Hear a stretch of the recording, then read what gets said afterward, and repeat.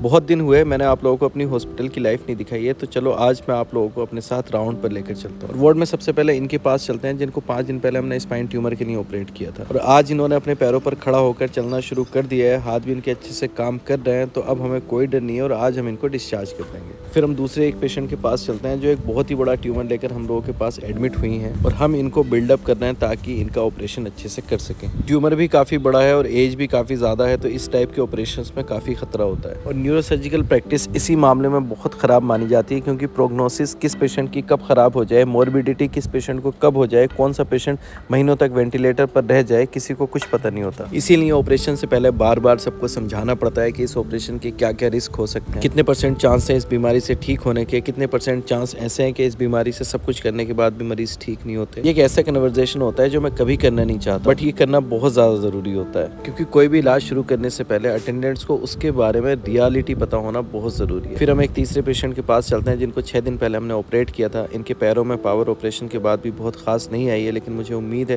जिस हिसाब से हमने ऑपरेशन किया है धीरे धीरे इनके पैरों में पावर आना शुरू होगी। फिर अगेन वार्ड के बाहर सबसे बात करना, सबको समझाना।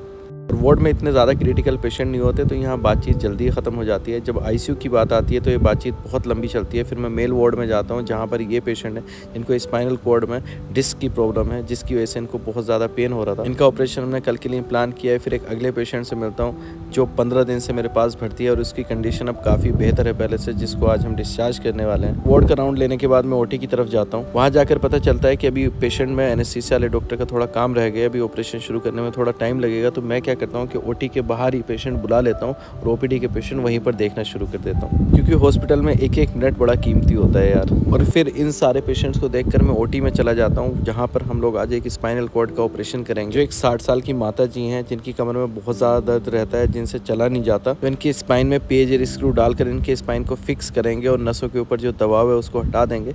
आई होप उसके बाद इनकी कंडीशन काफ़ी बेटर हो जाएगी। ऑपरेशन खत्म करने के बाद मैं फिर से आईसीयू का राउंड लेता हूँ, ओपीडी जाकर बाकी सारे बचे हुए पेशेंट्स को देखता हूँ। शाम को फिर से वार्ड का राउंड लेता हूँ, ये देखता हूँ कि जिस पेशेंट का ऑपरेशन किया है वो ठीक है या नहीं है। तो इतना ज़्यादा हेक्टिक शेड्यूल रहता है हॉस्पिटल में कि मुझे पता ही नहीं चलता कि 10 से 6 कब बच जाता है। और चाहे आईसीयू हो या ओटी हो या ओपीडी हो, मरीज बड़ी उम्मीद से बड़े दूर दूर से आते हैं और सबकी उम्मीद पर एक साथ खरा उतर पाना बड़ा मुश्किल होता है। पर मैं अपनी पूरी कोशिश करता हूँ कि जो भी मेरे पास आए वो सेटिस्फाई होकर वापस जाए। और जिम्मेदारियाँ यही खत्म नहीं होती। हॉस्पिटल की जिम्मेदारियों के बाद मेरे ऊपर होती हैं घर की जिम्मेदारियाँ। घर में सिस्टर्स के बच्चे आए हुए हैं, तो आज मुझे उनको मॉल लेकर जाना है। लेकिन नीट यूजी स्टूडेंट्स, मैं जाने से पहले आपको कुछ बताकर जाना चाहता हूँ। सो गाइज, आप लोग भी मेडिकल या इंजीनियरिंग में अपना करियर बनाना चाहते हो बट कंफ्यूज्ड हो कहाँ से प्रिपरेशन करें, तो कोटा का नाम तो आपने सुना ही होगा। उसको एजुकेशन हब भी कहते हैं। तो मेरे अकॉर्डिंग कोटा बेस्ट है जेईई और नीट की प्रिपरेशन करने के लिए। बट आप फिर सवाल पूछोगे कि सर कोटा में तो इतने सारे इंस्टीट्यूट हैं, वहाँ किससे करें, तो I think motion is best for neat and JEE preparation.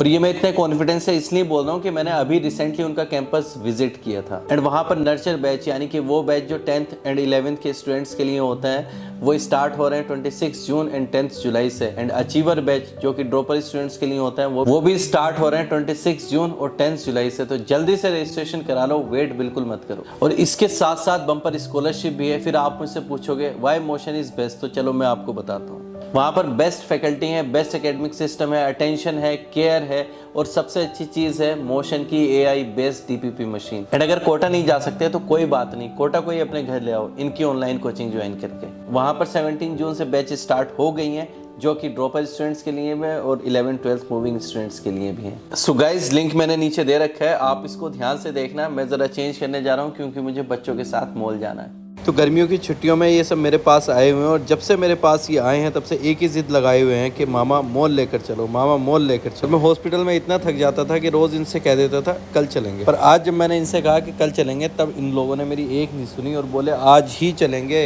और मॉल में बहुत अच्छी डेकोरेशन हो रखी थी। वो अच्छी इसलिए मुझे लगी क्योंकि उन्होंने जो थीम दी थी वो फॉरेस्ट की थीम लगा रखी थी, जिससे लोगों को ये मैसेज मिल रहा था कि यार फॉरेस्ट, पेड़ पौधे हम लोगों के लिए कितना ज़्यादा ज़रूरी है। तो इस गर्मी के मौसम में जब चारों तरफ एसी हम लोग चिल्ला रहे हैं, उस टाइम हमको रियलाइज़ होता है कि पेड़ पौधों को काटना कितनी बड़ी गलती है। फिर हम लोग वहाँ पर खाना पीना खाते हैं, घूमते हैं और बहुत सारा एंजॉय मैं इन बच्चों को कराता हूँ। और बाद में इनसे पूछता हूँ अब तुम्हारी ख्वाहिश पूरी हो गई ना। तो गाइज़, ये थी मेरी लाइफ। एंड स्टूडेंट्स, अगर आप लोगों को भी डॉक्टर या इंजीनियर बनना है तो लिंक मैंने नीचे डिस्क्रिप्शन में दे रखा है।